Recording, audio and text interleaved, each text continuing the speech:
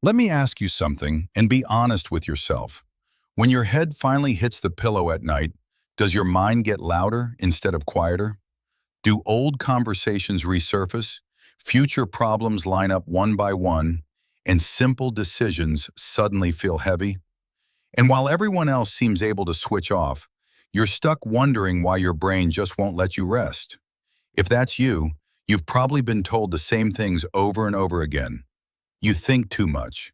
You worry too much. You're making it harder than it needs to be.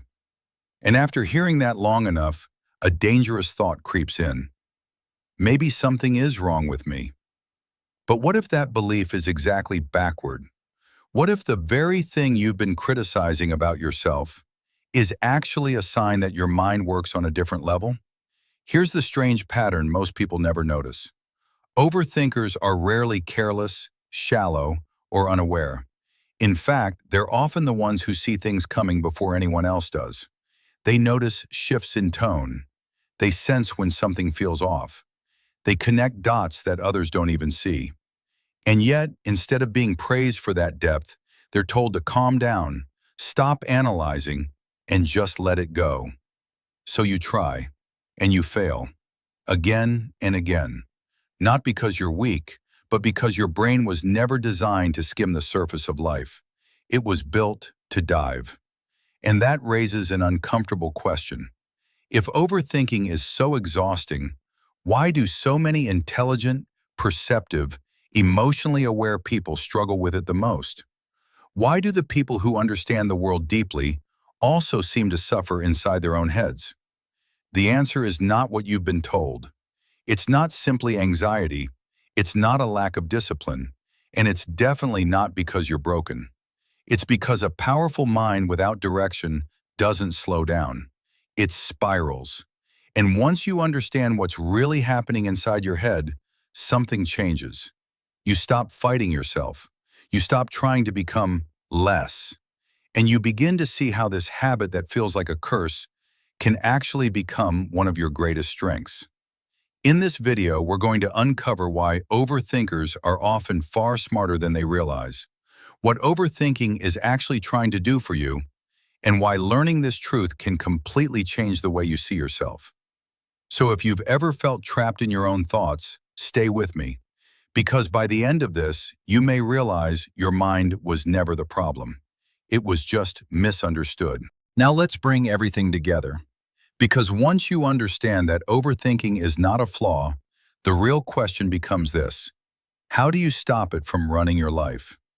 Here's the truth most people never tell you. Overthinking doesn't come from having too many thoughts.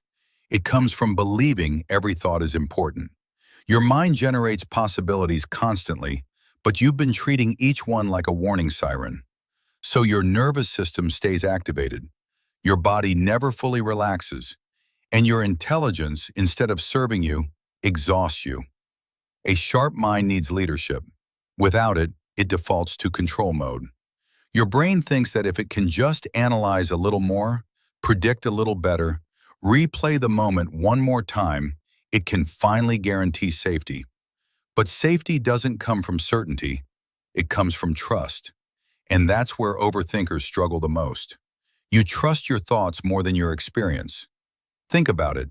How many times has your mind predicted disaster that never happened? How many conversations went better than you imagined? How many mistakes didn't ruin your life the way your thoughts said they would? And yet your brain keeps running the same loop, as if thinking harder will finally produce peace. It never does. Peace begins when you realize something powerful. Thoughts are tools, not commands. You don't need to eliminate them. You need to change your relationship with them. The moment you stop trying to answer every thought, your mind starts to quiet on its own. This is where intelligence transforms from anxiety into wisdom. Smart overthinkers learn to separate signal from noise. They ask, is this thought useful right now? Not, is this thought true? Because many thoughts can be true and still unhelpful. You can acknowledge them without following them. You can let them pass without solving them. That's not avoidance, that's mastery. Another shift that changes everything is learning to move from thinking into grounding. Overthinkers live in the future or the past. Your power lives in the present. The body is always here, even when the mind isn't. When you reconnect to physical sensation, breathing, movement, or stillness, your nervous system receives the message that you are safe now. And when the body feels safe, the mind slows down. This is why intelligent people often find relief in simple routines. Walking, writing, creating, organizing. These aren't distractions, they're anchors. They give your mind a container instead of a battlefield. And here's something deeply important. Overthinking often hides a deeper strength: care. You think deeply because you care deeply. About people, about outcomes, about meaning. That sensitivity is not something to eliminate, it's something to protect. But caring without boundaries turns into self-punishment. You are allowed to rest without having everything figured out. You are allowed to trust yourself without rehearsing every possibility. You are allowed to choose peace even when answers are incomplete. The smartest minds eventually learn this lesson. Clarity comes after action, not before it. You don't need to think your way into certainty. You move, adjust, learn, and refine. Life rewards engagement, not perfect planning. Once you accept that, something inside you loosens. Your thoughts stop feeling like threats. They become information, suggestions, raw material for insight, not weapons against your own peace. And this is where overthinkers become powerful.